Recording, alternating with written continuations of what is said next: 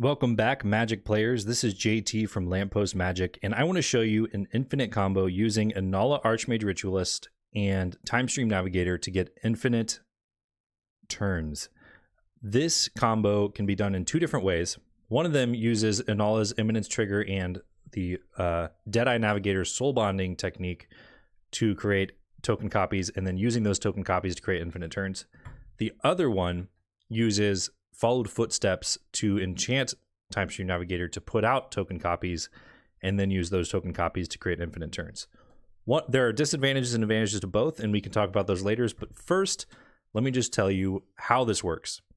If you haven't read Inalla Archmage Ritualist before, this is a commander I love to use for combos.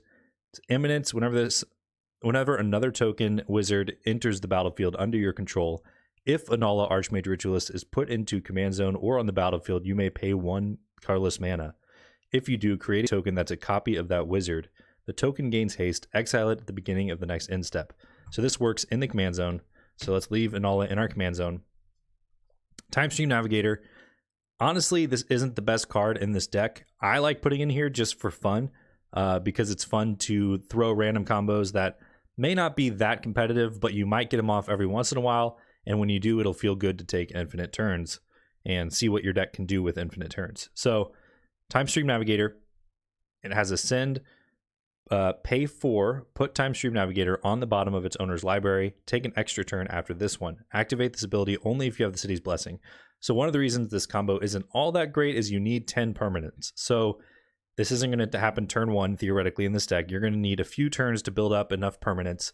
You only need 8 permanents on the battlefield going into the combo.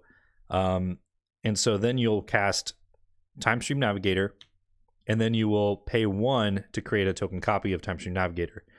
If the token is then the 10th card, you get to ascend at that moment. If this is the 10th card, you get to ascend as soon as you put it down. Whatever it is, if you know what the ascend keyword does, it's as soon as you have 10 permanents, you can ascend. So let's put that out there. And then one thing you can do with Timestream Navigator that kind of makes it good in this deck is if you have 7 mana and 3 of them are blue, you can get an extra turn as soon as you play Timestream Navigator. You play Timestream Navigator, you ascend, you create a 1/1, or it's a 1/1 token that is a copy of Timestream Navigator with haste. So then you pay 4 and put that token on the bottom of your library. Of course, it will disappear when it goes into the bottom of your library, but that's what the card reads. So you do that, and you get an extra turn. But in order to make that infinite, you can use something like Deadeye Navigator, which is 6 mana, and then you soul bond it to Timestream Navigator.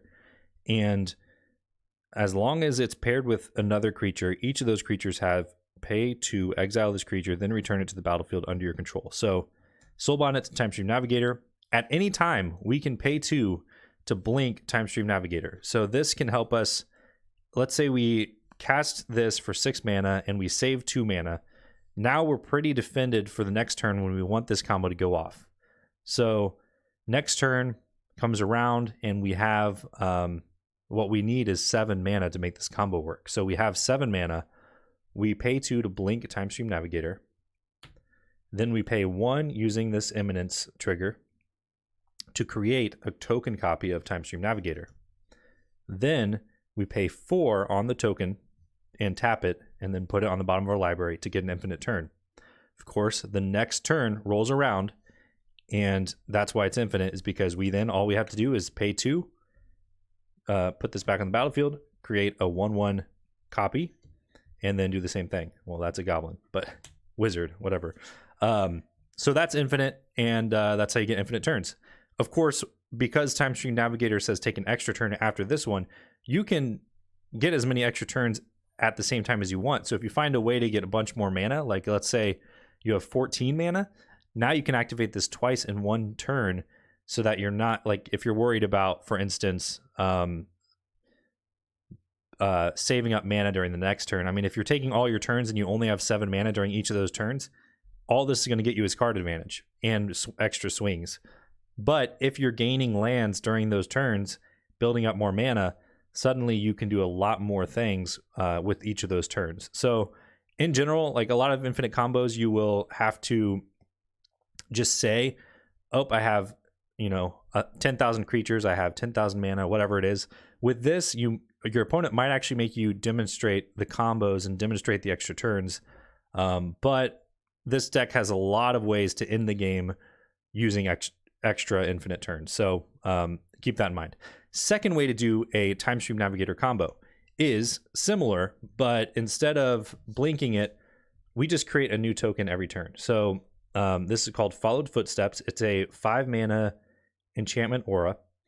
And it says, at the beginning of your upkeep, put a token that's a copy of enchanted creature onto the battlefield. With this, we only need to have 5 mana, but it takes longer, and we don't have any defenses to make sure that our opponents don't remove the combo. So let's say Timestream Navigator is on the battlefield. We pay 5 to create a Followed Footsteps onto our Timestream Navigator. So the next turn rolls around. During the upkeep, we create a token copy. Now, you might be wondering, can we then just start our infinite turns? No, you can't, because the token entered during your upkeep, which means it has summoning sickness. So you have to wait a full other turn.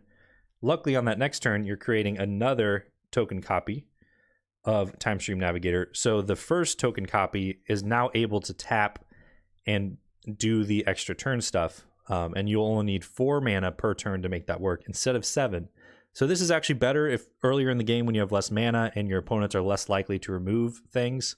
But it, of course, is slow. Like I said, it takes a full turn of waiting.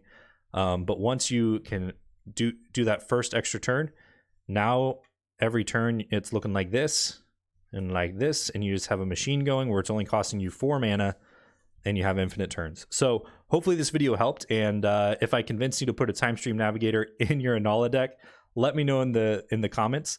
If you enjoyed this combo, if you think it makes sense and you want to see more, make sure you like and subscribe, because that helps YouTube know that you got the answer you're looking for, and it also helps my channel grow. So thank you for watching, and I'll see you in the next combo video.